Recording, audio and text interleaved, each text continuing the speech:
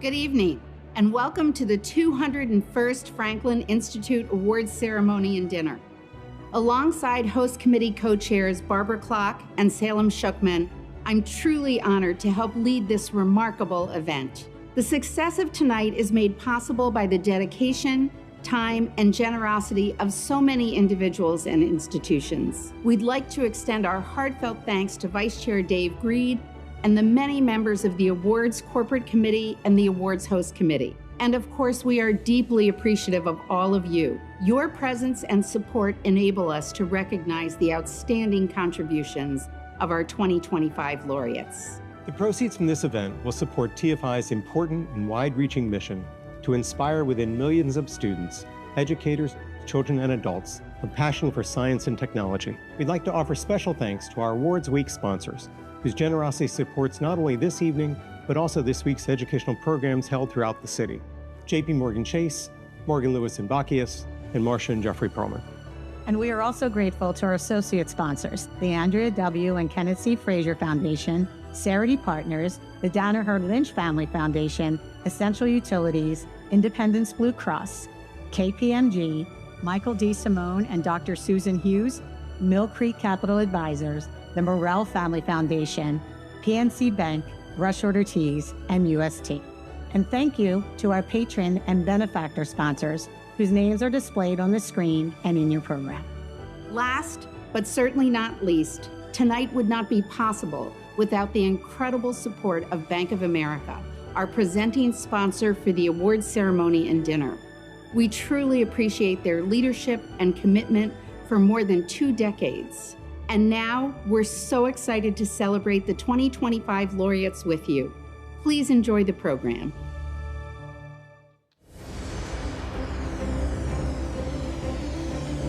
I was playing catch. A high school boy came by and said that he had learned in school how to determine exactly where the ball was in the air. I was amazed by that, and that's when I became a theorist. I became interested in chemistry because I took a chemistry class. I had my first female science teacher. The opportunity to combine chemicals, see them react, make something new out of 2 other things was really compelling to me. I met Enrico Fermi. In fact, I not only took his classes, but I used to walk to work with him. I really learned a lot about science because I saw what he was doing. I remember going to my first 9th grade earth science class in high school, and the teacher, Bill Harrison, went around the room, asked each one of us what we wanted to be. My answer was, I want to be a cosmochemist. He looked at me and he said, you're going to be the first woman on Mars. That was the most encouraging thing I could possibly have heard. My dad and I built a train set where the controls were made with switches and relays and lights. My science teacher, Mr. Gozier, convinced me to use those to build what he called a computer. He gave me the following grade, A, triple plus superior. I was invited back for the Bayshore High School Hall of Fame, so I thought I would emphasize the pivotal role of Mr. Gozier in shaping my future career. And when I finished speaking, there was Mr. Gozier. Now talk about completing circles. That was 50 years of circle there.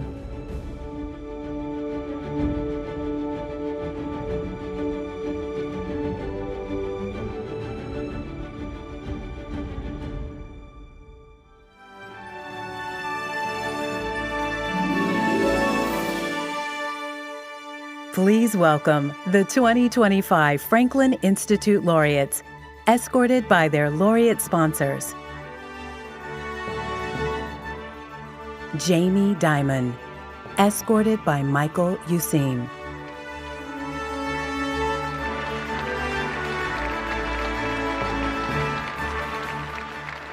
Naomi J. Halas, escorted by Christopher Murray.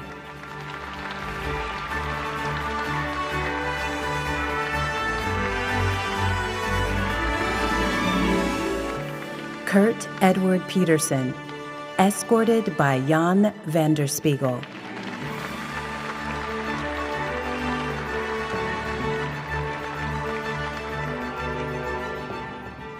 John P. Purdue, escorted by Krzysztof Shalevich.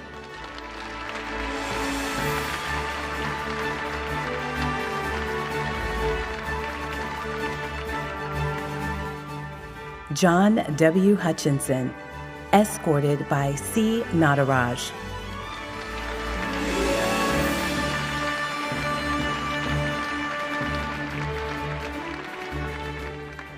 Katherine N. Suding, escorted by Peter Petratus.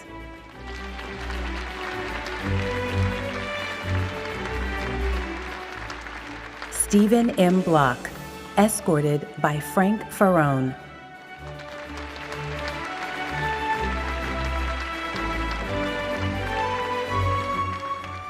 William James Daly, escorted by C.J. Taylor.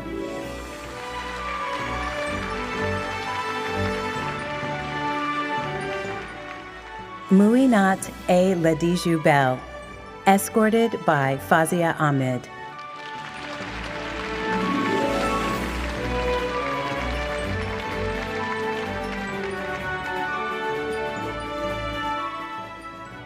And introducing Chair of the Franklin Institute Board of Trustees, Tom Lynch, and the Franklin Institute President and CEO, Larry Dubinsky.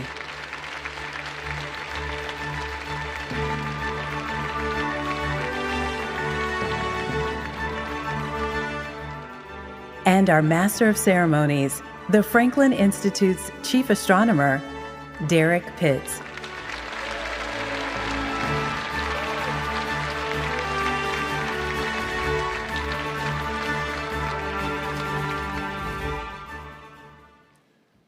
Good evening, everyone.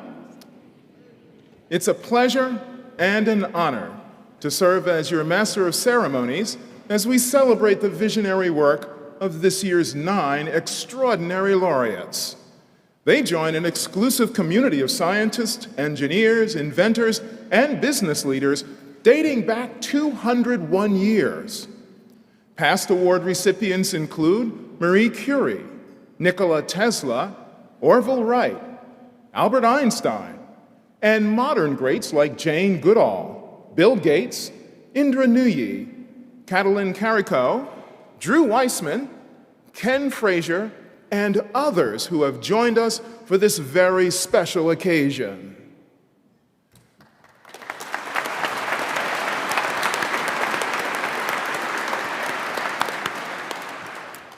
Throughout tonight's ceremony, you'll hear a theme that echoes across the laureate stories: inspiration.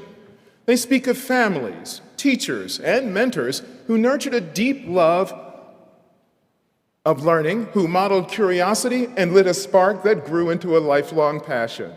They speak of environments that posed questions and life circumstances that pushed them to find answers. What we learn from their stories is that inspiration often begins with seeing and experiencing. And that's exactly what we do at the Franklin Institute.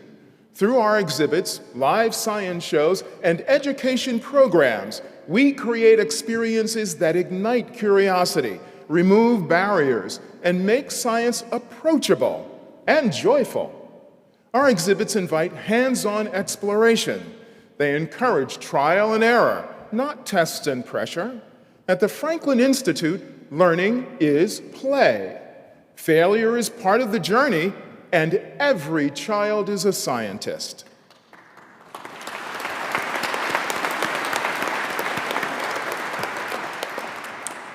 The Franklin Institute's new exhibitions features Faces of the Future interactives that introduce kids to real-life STEM professionals who look like them, doing amazing, meaningful work to which they, too, can aspire one day.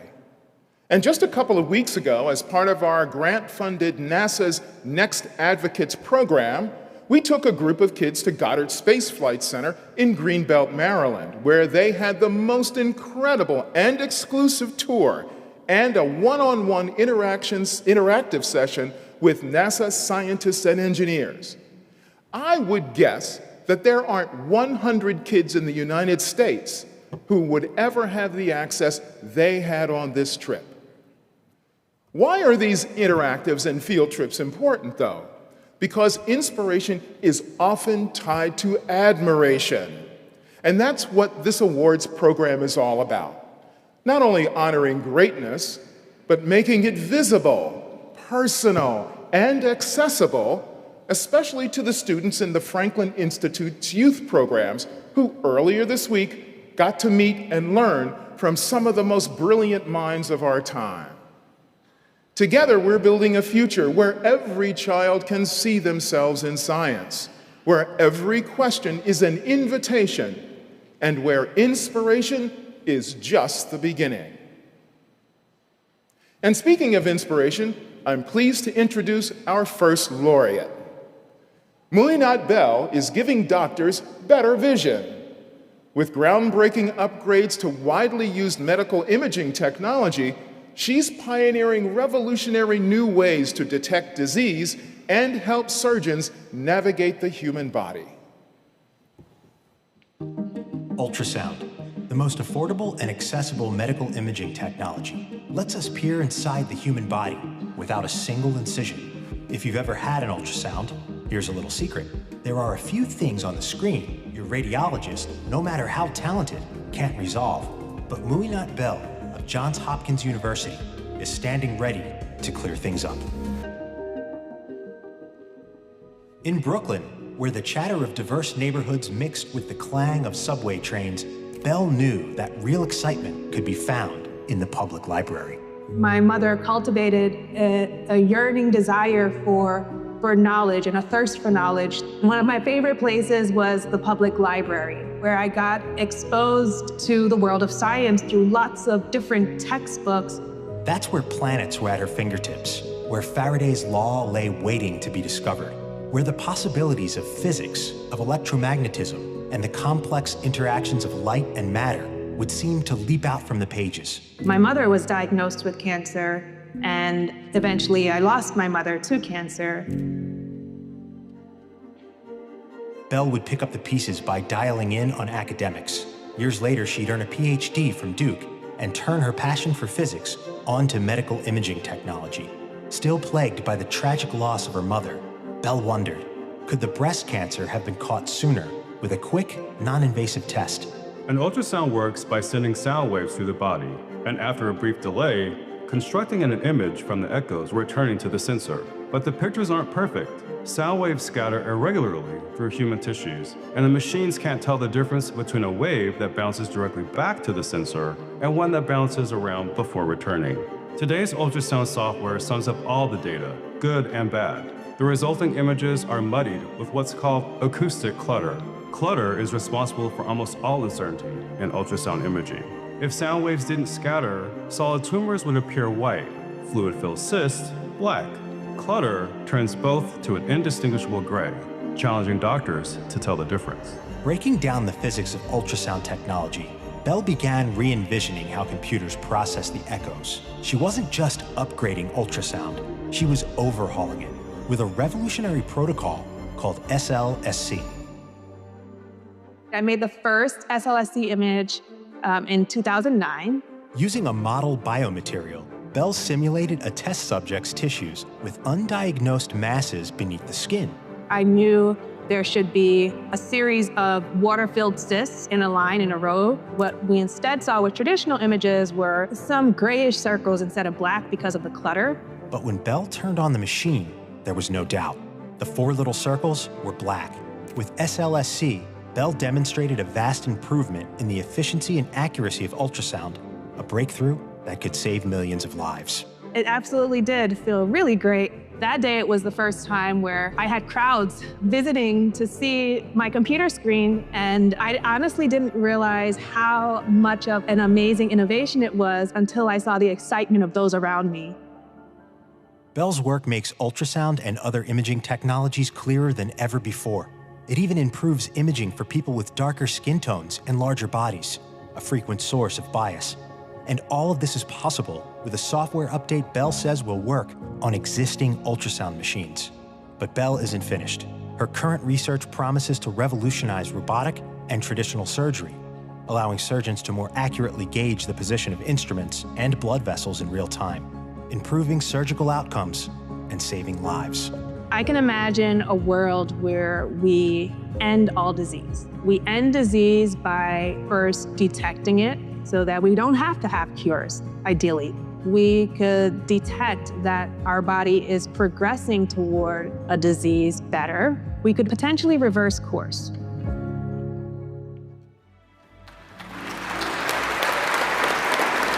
The recipient of the Benjamin Franklin Next Gen Award, Muyinatu Bell.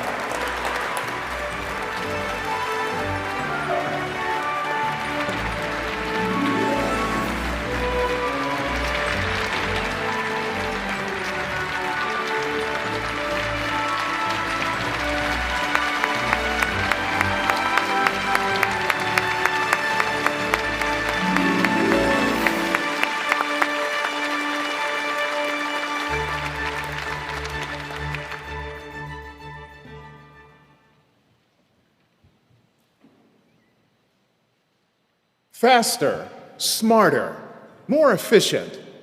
This is the world Bill Dally helped build.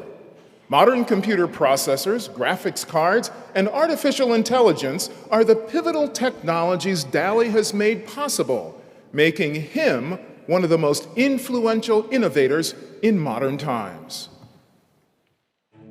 Bill Dally seems to be everywhere all at once. On the lakes and mountains, in the sky flying across country, or teaching his own student pilots. At night, he might be outside in the Nevada countryside, photographing the universe. These are his pics. The next day, back in his home electronics lab, making custom computer chips, or just inventing things. Like this open-sourced 3D printable ventilator he gave freely to hospitals during the COVID-19 pandemic. His kitchen has a drawer filled with Red Bull to keep him going. He also photographs gazelles and crocodiles and eagles. And when he's at work, he's the chief scientist at NVIDIA and the mind behind groundbreaking computer processing technologies that power AI. Growing up in Silver Spring, Maryland, Bill Dally's early life went exactly as you might suspect. He loved math and science so much, he quit high school early because he'd exhausted all the advanced classes. I actually wound up getting my high school diploma after my sophomore year in college when I sent my transcript back to my principal and circled the courses that he should give me credit for, and he agreed. By the mid-1980s, Dally had become a researcher working on a computer technology revolution, a new way to speed up CPUs called parallelism. If you think of a classical CPU as one person working through a list of 10 math problems, parallelism might be 10 people, 10 CPUs, each tackling one of those 10 problems. Combining many chips into one big processor promised to really speed things up. I was working hard on parallel computing, figuring the whole world was going to embrace it. Dally couldn't have been more wrong. In the 1980s and 90s, the speed of standard CPUs was doubling with each new generation. A computer purchased in 1993 might be twice as fast as the 1991 model. The PC industry simply didn't want to invest in the infrastructure needed for parallelism, not when it could just keep on making faster chips. By 2005, the PC industry could no longer make faster chips. Chip makers had reached a material speed limit dictated by the laws of physics. After decades of obscurity, Dally's groundbreaking work emerged as the way forward, allowing the stalled computing industry to continue advancing. But by then, he was already on course to transforming computing a second time. When a CPU processes data, it has to go somewhere. Usually it gets stored into memory. With parallelism, it was suddenly possible to create CPUs that process data faster than memory can store it. For some chip designers, this represented a limitation. Dally saw things differently. While a professor at Stanford in the early 2000s, Dally wondered about situations where data didn't have to be stored, like the generation of pixels for a frame of video. Information processed in a chip, then sent directly to a display, where it flashes across the screen and is forgotten. Dally helped bring these ideas into reality with a new invention called stream processing. And that really grew into GPU computing. Stream processing marked the birth of the modern graphics card and the billion-dollar industries that depend on it. By 2009, Dally joined the world's largest GPU maker, NVIDIA, as chief scientist. By then, GPUs had massively accelerated architecture, engineering, gaming, simulations, 3D animation, and visual effects. And yet, just around the corner, lay one of the most disruptive technological advances in modern history. With thousands of parallel processor cores, stream processing GPUs are perfect neural network number crunchers, a foundational technology directly responsible for enabling the AI revolution. Today, AI shapes nearly every industry, from entertainment to energy, healthcare to education. DALL-E envisions a world where innovations in hardware, together with more efficient AI, make problem-solving more sophisticated, where bold engineering lifts entire fields, reducing barriers and expanding human potential. I really enjoy what I do. I found that I get enjoyment by working with really smart people on really hard problems. That's the best thing there is.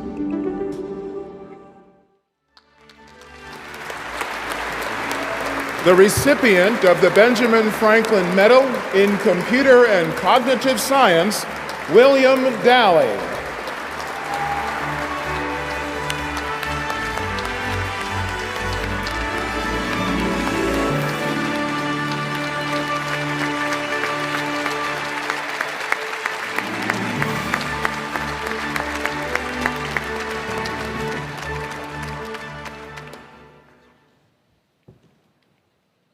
Stephen Block studies the machinery of life, one tiny molecule at a time, with the world's most precise tweezers. His groundbreaking experiments reveal the hidden mechanics of the biological motors that drive life itself. There's a hidden world inside each of us. Ever since technology revealed the nanoscale constructs of biology, we humans have tried to take the machine apart. But more often than not, when we reach for the ultra-fragile nanoverse, it slips through our fingers. Not Steve Block's. In his Stanford lab, he can deftly manipulate the tiniest components of life down to a single molecule, suspended in calipers of light. I was the son of a particle physicist, and it's fair to say that I've lived most of the places in the world where there's a particle accelerator. Particle physics largely happened in Europe, far from his home state of North Carolina. Life abroad often left Block homesick. When I was a student at Oxford, I wrote off to my sister. I said, send me some American music before I go crazy. She sent me 2 cassettes. One was Earl Scruggs' famous Foggy Mountain Banjo album. My jaw dropped. I couldn't believe the music I was hearing. Block immediately bought a banjo. It was either that or a set of bagpipes, but my fellow students told me if I came back with bagpipes, they would wrap them around my neck and throw me in the college lake. Block mastered the banjo and took to the stage while earning his PhD in biophysics from Caltech. Touring America's sprawling bluegrass circuit, his thoughts increasingly became occupied with motors. Very different motors from the one in the Volkswagen bus, carrying him from stage to stage. These were the smallest engines in biology. Molecular machines, like those that cause muscles to contract, cause DNA to unzip, motors that make life possible. Block wanted to know, were their motions fluid and continuous, or incremental, coming in discrete steps like notes up the frets of a banjo? One stubborn fact of physics stood in his way. To study a molecular motor, Block needed to pick one up and watch it turn. You might imagine something like chopsticks picking up a grain of rice. But at molecular scales, our everyday concept of tweezers begins to fall apart. You can't reliably grab hold of a single molecule using other molecules without destroying, chemically changing, or even losing the first molecule. A paper from 1987 sparked a light bulb moment for Block. A device invented by physicist Arthur Ashkin that could trap molecules with light. Block got to work building one of his own. Believe it or not, at the microscale, a focused beam of light creates pressure that can suspend a single particle in the air. Block realized that such a particle, just a tiny bead, could be the perfect anchor for the even tinier molecules he wanted to study. By chemically attaching a biomolecule to the bead, he could then measure the minuscule forces of its movement. The apparatus is called an optical trap, or optical tweezers, and with it, Block began to revolutionize biophysics. In a landmark experiment, Block precisely targeted the invisible corkscrew-like tail rotor by which bacteria propel themselves. Tail frozen in the optical vise, the whole bacterium spins like a propeller. Amusing as they are to watch, experiments like this had profound implications. Scientists finally had a way to see and test processes that could only be studied mathematically. Block's groundbreaking experiments unlocked the mysterious world inside human cells, demonstrating the hypnotic mechanics of DNA processes, how proteins move and fold, processes critical to disease and medicine. With a system of lasers, Bloch founded an entire scientific branch called single-molecule biophysics, laying the foundation for something much bigger, a comprehensive understanding of biological life. Like many other scientists, I believe that there exists an objective universe. There exists a reality. You don't learn about it by simply taking accepted wisdom. You have to go in there and look at it. You have to learn truth by experiment, by testing. There's so many things we don't understand, and yet the best chance we ever have of understanding of that comes through science. The recipient of the Benjamin Franklin Medal in Life Science, Stephen Bloch.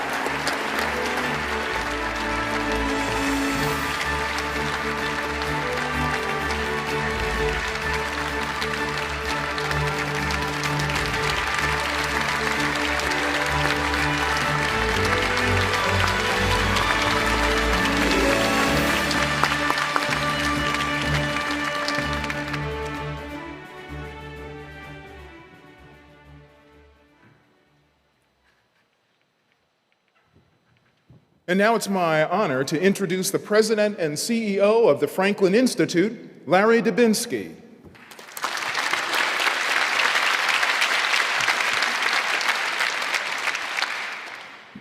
Thank you for being here to celebrate these tremendous laureates and support the Franklin Institute's mission to inspire and educate. And to our laureates, it has been a wonderful week honoring you and your incredible achievements. I want to take a moment to thank TFI's extraordinary leaders, the Board of Trustees, led by Chair Tom Lynch. Each of you demonstrate unmatched commitment to this institution. Thank you.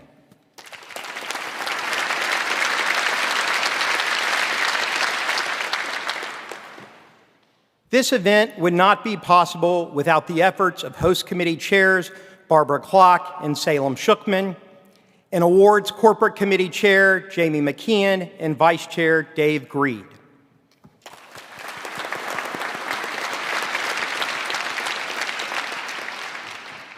And thank you to presenting sponsor Bank of America, led by Jim Dever, and to your team, Senior Vice President Debbie O'Brien and Managing Director in Franklin Institute, Rob McMenamin. Thank you.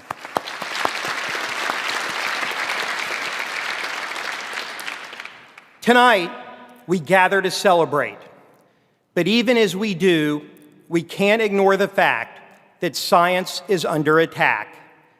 Federal funding from agencies like the National Science Foundation, the National Institutes of Health, IMLS, and NASA is essential to the work of universities, research centers, museums, and science centers across the country. And when that funding is cut, it doesn't just affect institutions. It has a devastating impact on our collective future.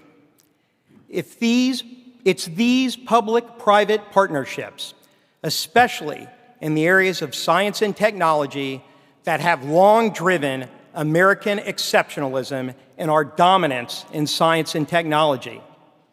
Scientific discovery is not a switch to be flipped when convenient. It requires time, patience, and consistent support. It is a generational investment in progress and in possibility. When we pull back, we do more than halt momentum. We risk ceding leadership to nations that are investing aggressively in education, research, and innovation. Here at the Franklin Institute, we will not be holding back. We know the impact this place has, not just in the classroom, but in the world. Research shows that even one visit to a science center can spark lasting curiosity and confidence in science. That spark matters.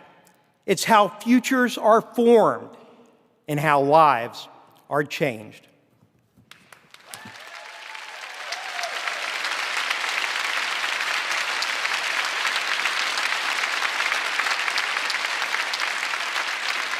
Welcome to the Franklin Institute, one of the top science centers in the country, the most visited museum in the Commonwealth of Pennsylvania, and a major economic driver for the region.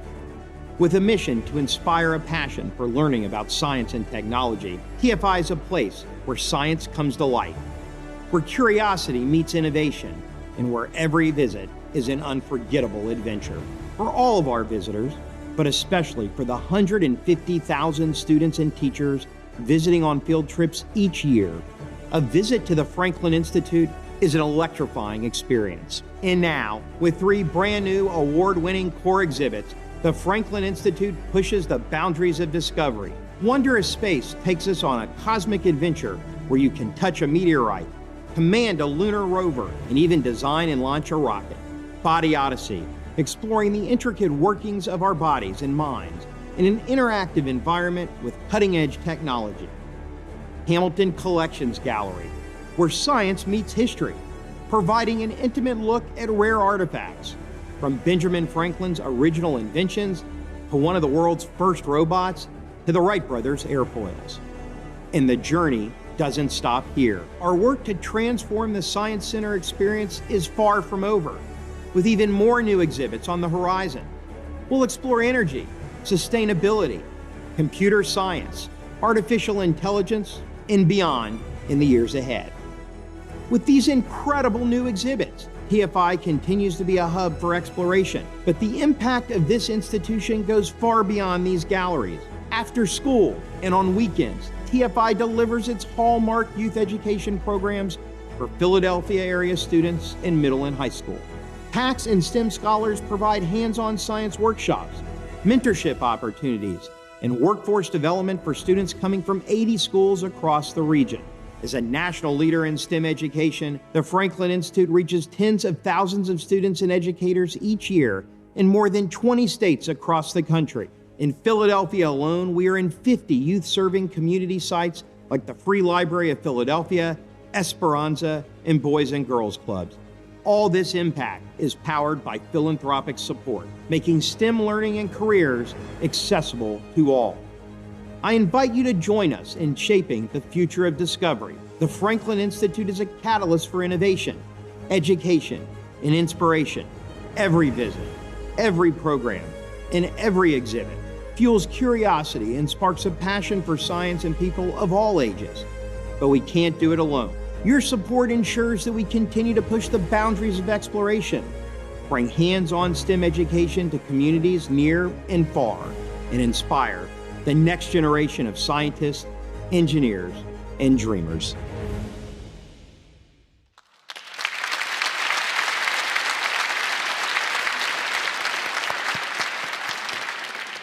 Thank you, Larry. As a changing climate strains ecosystems around the world, Katherine Suding sees a story of resilience. Her extraordinary approach to restoring collapsed ecosystems infuses rigorous science with revolutionary pragmatism, putting sustainability within reach. I'm an optimist. I'm collaborative. I love grasses. Grasslands are a really essential piece of our world.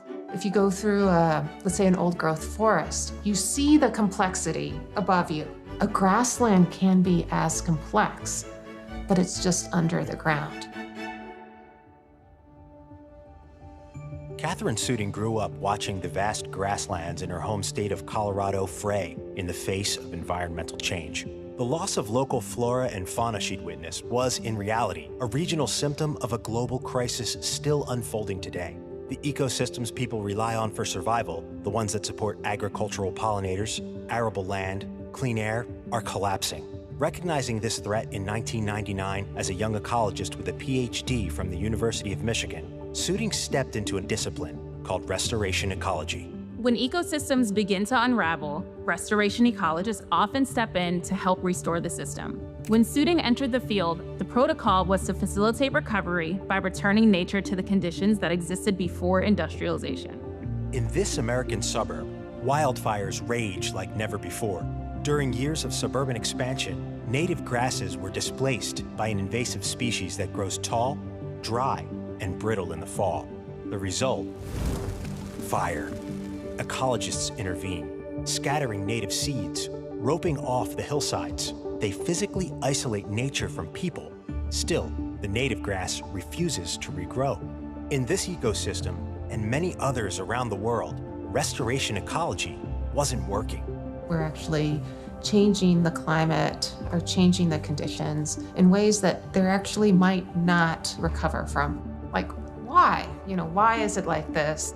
Determined to find out, Suding launched some of the most important studies in the history of ecology. Cordoning off patches of land in Colorado's high prairie and sites throughout the American West, she raised tents to simulate droughts, extended winters with artificial snow. She sprayed herbicides, manipulated soil quality, and more.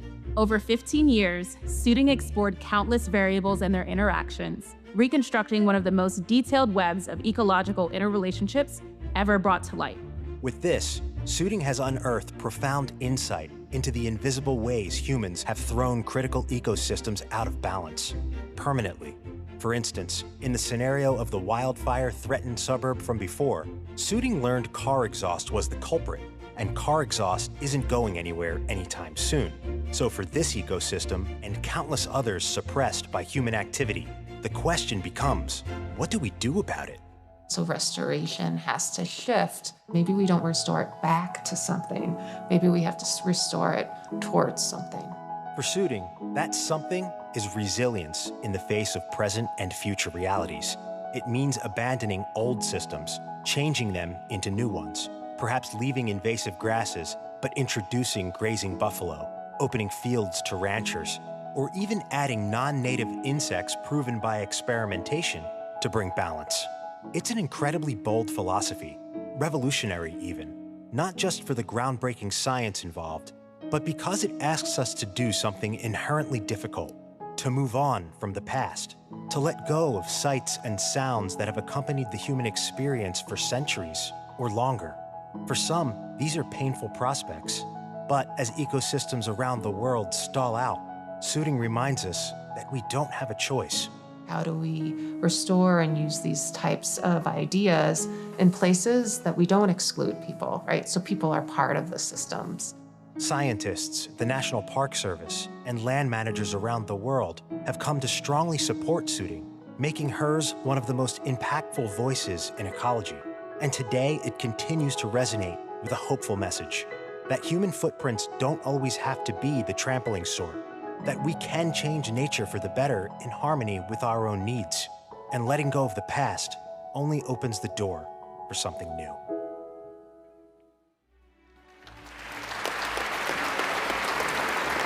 The recipient of the Bauer Award and Prize for Achievement in Science, Katherine Suding.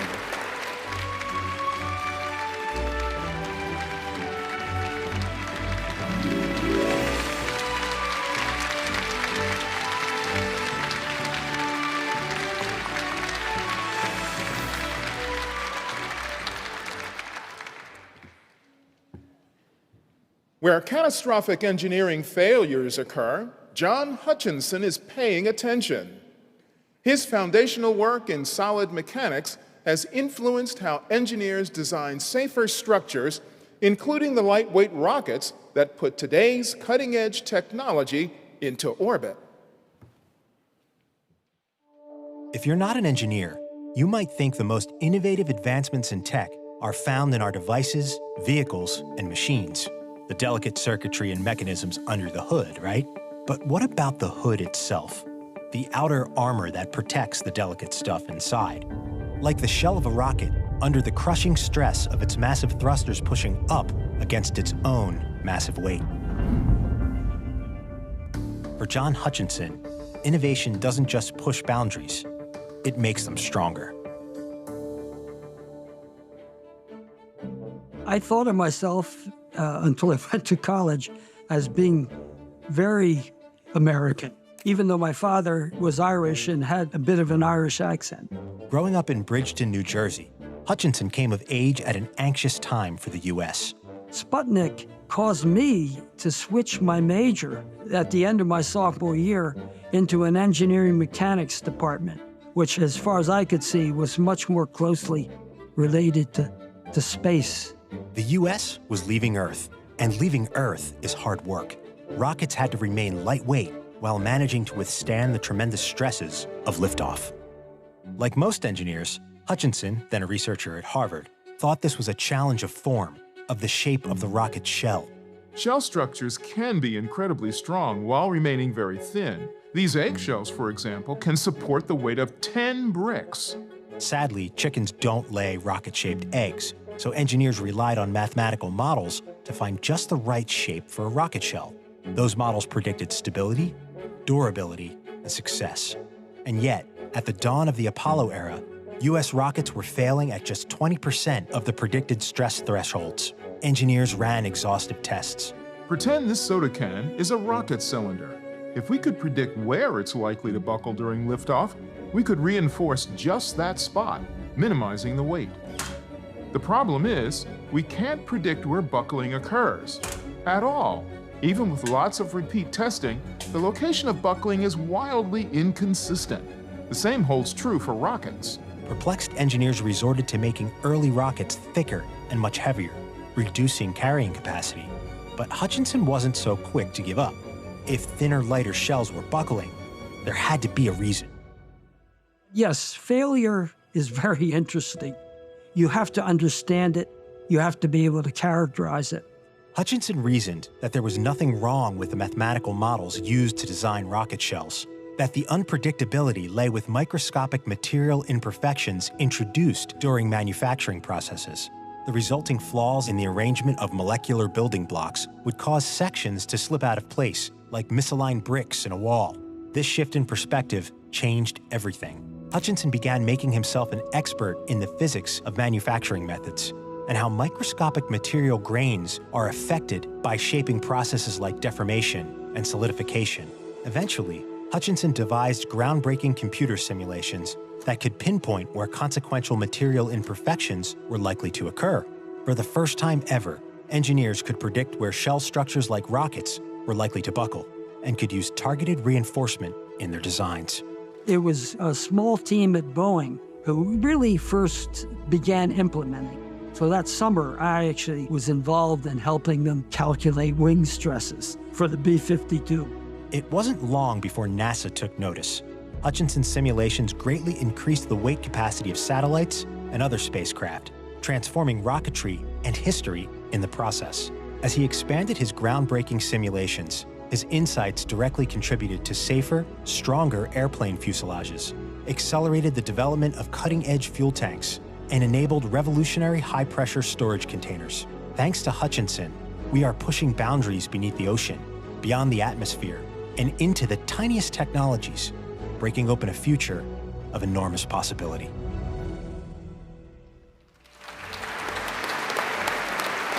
The recipient of the Benjamin Franklin Medal in Mechanical Engineering, John Hutchinson.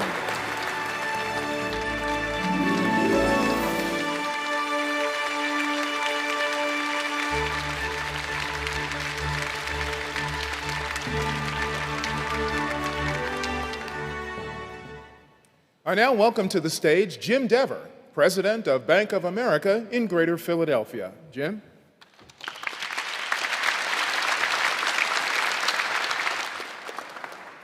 On behalf of Bank of America, it is my pleasure to be here with you. This year marks Bank of America's 23rd consecutive year partnering with the Franklin Institute for the awards ceremony and dinner, and we are incredibly proud of this long-standing partnership. As TFI embarks on their third century this year, we are excited to see how leadership will carry on the legacy of this institution and continue to set the standard for science centers around the globe. Like the Franklin Institute, Bank of America has a long-standing and long history of working across Philadelphia and the country to help people achieve their dreams and in turn positively shape their communities.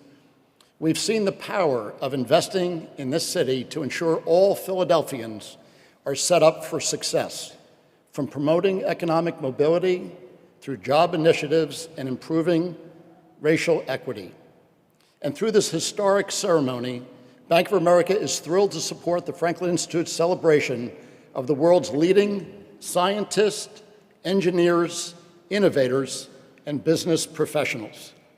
On behalf of all the employees and clients at Bank of America, I thank you for supporting this program, and I offer heartfelt congratulations to the laureates. Thank you.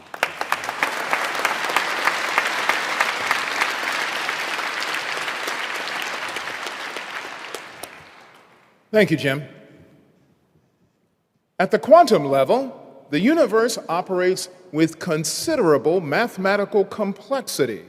But John Purdue has empowered generations of scientists with a tool that makes accurate simulations of matter accessible and affordable, accelerating innovation like never before. Decades ago, physicists imagined a tantalizing technological future powered by metamaterials, materials designed by humans to manipulate the flow of energy in incredible ways. The key to this future: computer simulations. Calculating the orbits of a handful of electrons could reveal which metamaterials were possible. There were equations for this, famous ones which could simulate systems of dozens of electrons. But the search for new materials could potentially require simulating the motion of thousands, creating an impractical demand for specialized computer resources. For John Purdue of Tulane University, this was unacceptable. For a young John Purdue, life was a numbers game. In high school, I started to get interested in mathematics because I had a very good geometry course. And in that course, I saw that you can combine intuition and visualization with logical arguments to reach a true statement. That impressed me a lot. Math was a roadmap to answers, an avenue out of his sleepy hometown of Cumberland, Maryland, that went straight to the quantum heart of the universe. Equations had never failed him until 1973, when Purdue, with a PhD in physics from Cornell, began wondering about the possibilities of metamaterials. Metamaterials get their unique properties from how their electrons move and interact with one another. There's no way around it. To design metamaterials, we need to simulate the interplay between sometimes hundreds of electrons. For Purdue, it was like trying to forecast the path of every bee in a swarm. I'm a sort of obsessive thinker. When I have a problem to solve and it's an important problem to me, I just keep thinking about it until I solve it. And if I never solve it, I just keep thinking about it forever. Stymied behind a mountain of math, Purdue wondered, was there a way around it? The answer was yes, kind of. A colleague introduced Purdue to density functional theory, or DFT. It was a way to approximate electron motion, to look at the shape of the swarm rather than the individual bees. There were major drawbacks. For all materials but metals, DFT simply wasn't accurate. Purdue got to work on a groundbreaking overhaul of DFT that would change the world. So basically, the computations allow us to make predictions about what materials can exist and what properties they have. In chemistry, you can design molecules on the computer. In condensed matter physics, you can design solids on the computer with properties that you want. Physicists once dreamed about the endless possibilities of designer materials. Because of Purdue, that dream is now reality. Improved DFT has been used to discover lithium battery materials, superconductors, and components for quantum computing. The ability to predict molecular crystal structures is opening the gates for new revolutions in medicine. And as modern DFT sheds light on hydrogen storage for propulsion, DFT may just bring humanity a step closer to the stars. As for Purdue, the same as always. Solutions, one after another, and sometimes the other way around. I'm working now on a research problem that I started more than 40 years ago and made some progress on then, but the solution's not complete yet, so I'm not satisfied.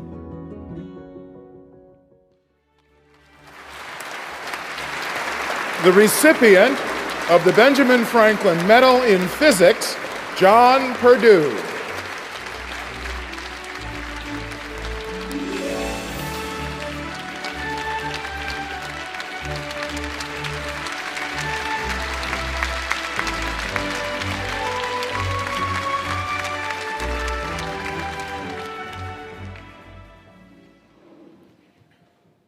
Tiny machines, massive impact.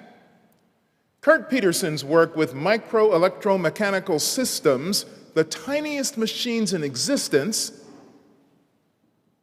thank you, helped launch a revolution that miniaturized technologies that power everything from smartphones to medical implants.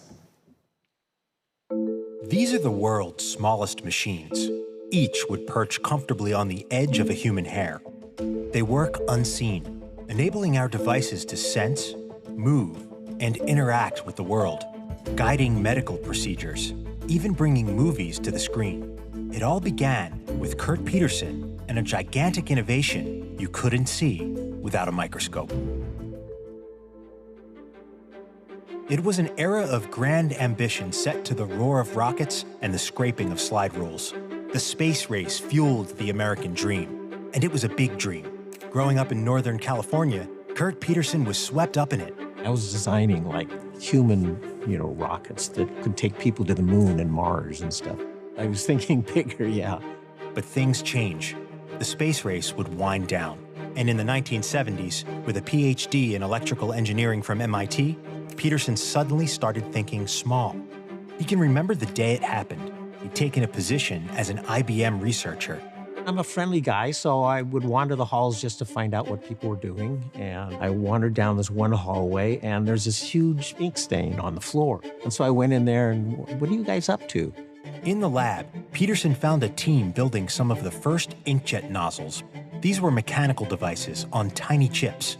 He wondered, if you could carve something so precise as little channels and valves on such a small chip, could you build entire machines at this scale?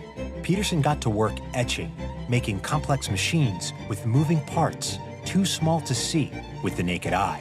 So my first devices were light modulators. But then I discovered, I could make these into switches. So tiny, tiny switches. Again, you have to see them in a microscope. And people were amazed that you could build such mechanical structures that small. Petersen wrote a seminal publication touting this novel microscopic machinery, rallying enthusiasts around the country.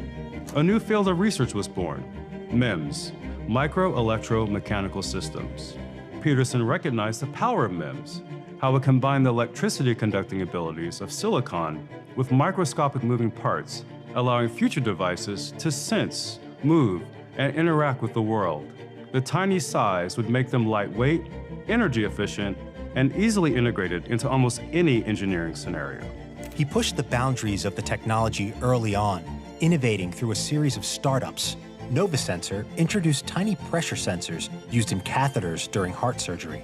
A few years after I founded Novasensor, my father had open heart surgery. My pressure sensors were sensing his blood pressure during his operation. How great is that?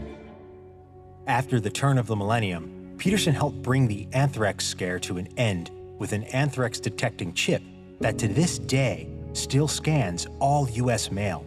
Years later, Petersen's company Cepheid harnessed MEMS-based microfluidics to develop rapid DNA detection systems, and even providing the first rapid COVID PCR tests during the pandemic.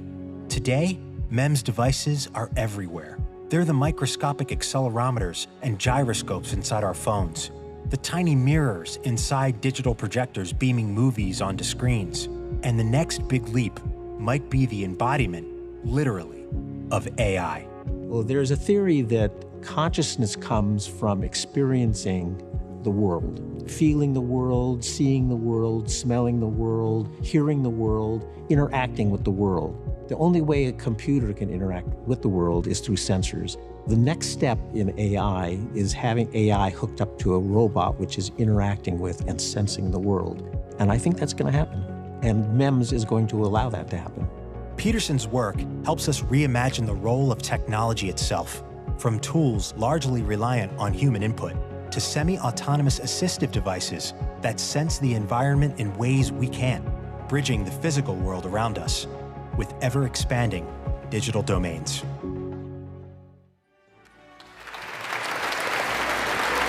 The recipient of the Benjamin Franklin Medal in Electrical Engineering, Kurt Petersen.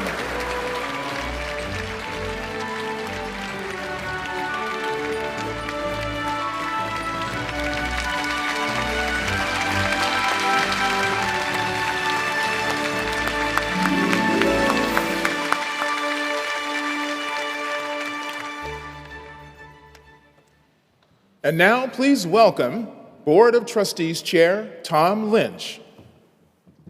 I don't know about you, but my head's exploding. Well, we are coming down the home stretch of another amazing awards night, and if at times while you are listening to these incredible accomplishments, you feel a little inadequate, don't worry, this will pass. I experience this every year. Through this amazing awards program and everything it does, TFI sets out to inspire, inform, and create space for curiosity and dialogue while making science accessible for everyone, regardless of background or age. And TFI has been doing this for over 200 years, and the need for this has never been greater, as I think we all know. The Franklin Institute commitment to all those we serve is that we will remain a place where people can turn for credible and clear scientific information. This is a responsibility we don't take lightly. We hope you leave here tonight having a better understanding of all that is done at the Franklin Institute, from the impactful education programs and inspiring science center experiences to the work to make STEM education more important. And this latter point is so important. So thanks so much for joining and supporting this amazing institution. And another special thank you to all our laureates for having the passion and commitment to dedicate their life's work to making the world a better place. Thank you.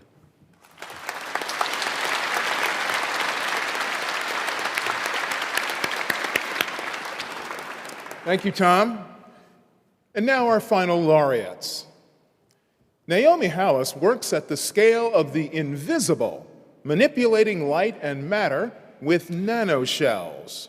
Her discoveries are opening bold new possibilities in cancer treatment, renewable energy, and beyond. Imagine a future where cancer is treated with beams of light. They pass harmlessly through the body, leaving healthy tissue intact, selectively destroying only tumors. You can stop imagining because this treatment resides fully in our present. It's being used right now to take on one of the most common forms of cancer, thanks to a landmark discovery in the lab of Naomi Halas. I grew up in Western Pennsylvania, and I was very much my dad's kid and very much a tomboy, and my father really loved that. I was the kid who brought the tools, who helped him fix things, and he taught me also how to fly. So we flew airplanes, and I was the co-pilot. I really learned that with physics and engineering, you could do anything. But I grew up during the era when girls were discouraged from taking science classes. You can't imagine that, I hope. You can't imagine that anymore. Halas spent her first 2 years at college as a music major. Other students, there were pre-med students, they were starting to talk about their homework, and I was helping them. And then one of them finally stopped and said, "Wait a minute, you're a music major, how come you're helping us with our homework?" A PhD in physics from Bryn Mawr would lead Halas to Rice University to research how light and matter interact. In the 90s, Halas found herself holding a breakthrough in her hand, a small glass vial of shimmering liquid.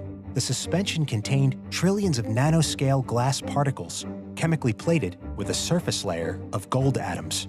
They were called nanoshells, and they interacted with light in a revolutionary way. A molecule's structure determines how it interacts with different wavelengths of light. For example, when molecules in our body tissue encounter the shorter wavelength of this green light, they absorb the light, blocking it. But the longer wavelength of red light passes through. Halas realized that by manipulating the dimensions of the glass core and gold shell, she could design the nanoshells to absorb specific wavelengths of light. And even at that tiny scale, the gold atoms, like any other metal, would convert that absorbed energy to heat. The implications would eventually become clear to Halas. Nanoshells could potentially cure cancer. Because tumors grow so quickly, they generate lots of defective porous blood vessels. In theory, a dose of super tiny nanoshells injected into the bloodstream would naturally find their way through, filtering into the tumor. Then, the patient could be treated with a long wavelength laser from outside the body. The light would pass harmlessly through healthy tissue, heat up the nanoshells collected in the tumor, and destroy the cancer from within. Halas got to work testing the procedure on cancer-ridden mice. We treated them and all the mice were surviving. The tumors were gone. Well, nobody budgeted for the mice not to die. The mice are supposed to die, right? You have to house them, you have to feed them, and they keep living. Decades later, the first cancer-treating nanoshells designed for human trials were injected into men with prostate cancer. And when the lasers were powered down, all patients in the trial were cancer-free. Personally, for me, my father, who I had obviously had this wonderful bond with for his whole life, later in life, he got prostate cancer and he had to undergo the conventional radiation treatments. And so he used to say to me, if you can help one person with this, if you can help one man to not go through what I went through, it would be worth it. As nanoshell cancer treatment continues to be refined, researchers are exploring the role of nanoshells in drug delivery systems, advanced imaging, novel material designs, and even clean energy production. The future of science is built on ideas exactly like the nanoshells in Halas's lab. Tiny, powerful, and ready to change the world.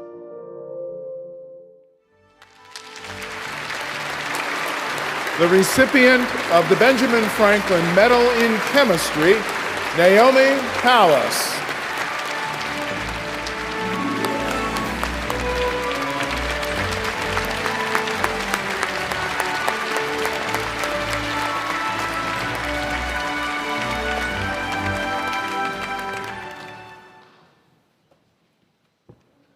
Jaime Diamond's leadership once helped pull the world economy back from the brink of collapse. And today, his vision for economic prosperity is making waves once more with a revolutionary approach that begins with community investment.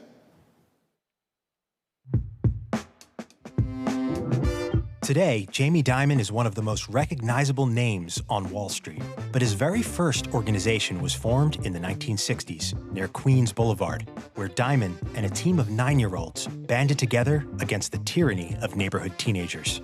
We had what we called the Lightning Squad gang, a bunch of kids, and I was one of the captains of the gang. Set ourselves up like a small military unit, sometimes to fight the big guys, It was a fitting start for the son of a stockbroker who would follow in his father's footsteps into banking, rise to helm the biggest bank in the U.S., fight back against the biggest economic crisis in modern times, and forge a legacy as one of the most respected business leaders today. By 2005, Diamond had made it, climbing the ladder of finance to the top spot at J.P. Morgan Chase. For anyone else, it would have been a career capstone, but Diamond had little time to celebrate. The first signs of it was actually back in '06, and the environment just got consistently worse. In 2006, banks on Wall Street had been buying up subprime mortgages. As the price of these bundles of debt sharply rose, so did the value of banks that invested in them. But 20 years of leadership in finance had seasoned Diamond enough to know that subprime mortgages were risky. Seeing them accruing in JPMC's portfolio, he issued an urgent order to get rid of them. Less than 2 years later, Diamond would find himself center stage as the biggest financial crisis since the Great Depression sent shockwaves around the globe. We are watching this market deteriorate. Every red dot represents a foreclosure. We're down over 16%. I got that phone call on March 13th in 2008. I was at dinner with my parents. Bear Stearns couldn't make it through the night. Diamond's fears had come true. Subprime mortgages were losing value fast. Worse, they'd become embedded in the foundation of Bear Stearns, a pillar of global finance that propped up banks worldwide. If Bear Stearns failed, the others would follow. At stake, savings, dreams of retirement, millions of jobs. I remember sitting literally on this floor, looking out at Manhattan. This is the Titanic. We've hit the iceberg. The world's going to have real problems. Diamond and thousands of employees worked through the weekend to purchase Bear Stearns before Monday's opening bell, holding off global catastrophe. But the worst was yet to come. What would be known as the Great Recession had just begun. 9 months later, Lehman Brothers went bankrupt, then Fannie Mae, Freddie Mac, banks around the world. It was a full-blown crisis. Anchored at the center of it all was Jaime Diamond, not because his bank was failing, but because it was one of the few that wasn't. Diamond mobilized JP Morgan Chase as a stopgap, buying the remnants of giant Washington Mutual after it failed, a move that protected the deposits of millions of Americans. When other banks stopped lending money, Diamond stepped in. Client by client, country by country, loan by loan. We're going to do this. We're going to help you through this. As Congress passed the 2009 Economic Recovery Act, it was clear Diamond had helped avert a global depression. If you go to an average small town and you walk down the street of small businesses, the bakery and the bookstore and the newspaper, they all want to lift up society. They all help. If you lift up society, it's better for everybody. That is the job of a bank. I think it's the job of a citizen. The American dream is still there for a lot of people, but I think you have to be acknowledged it's not there for everybody. Rural towns and inner cities are still suffering. They're dying 10 years younger. They have more crime. Their schools aren't as good. Diamond has led by example, using the investing power of J.P. Morgan Chase to help build a strong economic foundation in cities like Detroit. So the mayor said, anyone who can help fix my city, let's do it. I called him up out of the blue and said, we're in. Altogether, the $200 million investment revitalized neighborhoods, built businesses, and created tens of thousands of jobs. Today, when Diamond talks about the future of American business, whether in the media or in his annual letter to shareholders, people from all political backgrounds tend to listen. And the message is not simply about banking. It's about foresight, community, and the belief that the smartest investment is in people. Success to me, there are three things. One is my family, I have wonderful kids. Number two is helping my country, getting that right. Kind of number three is the company. This is my best contribution, is what I can do here for employees and clients and countries and cities and states. Myself and all the folks here, we work really hard to do that job well. So I just kind of want my epitaph, saying the world was a better place for him being here.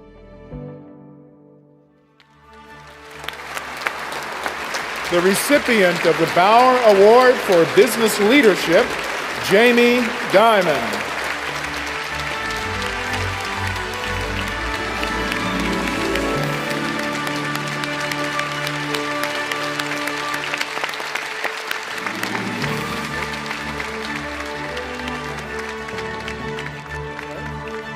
Once again, please join me in congratulating the 2025 Franklin Institute laureates.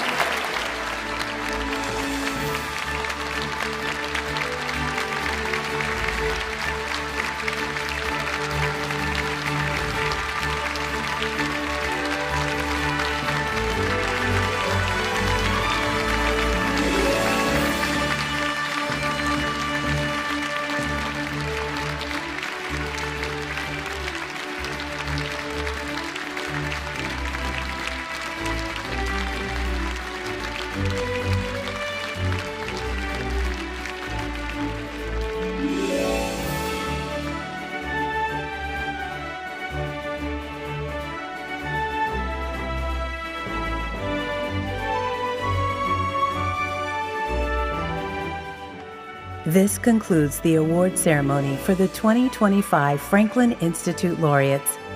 We now invite you to make your way to dinner in the Institute galleries.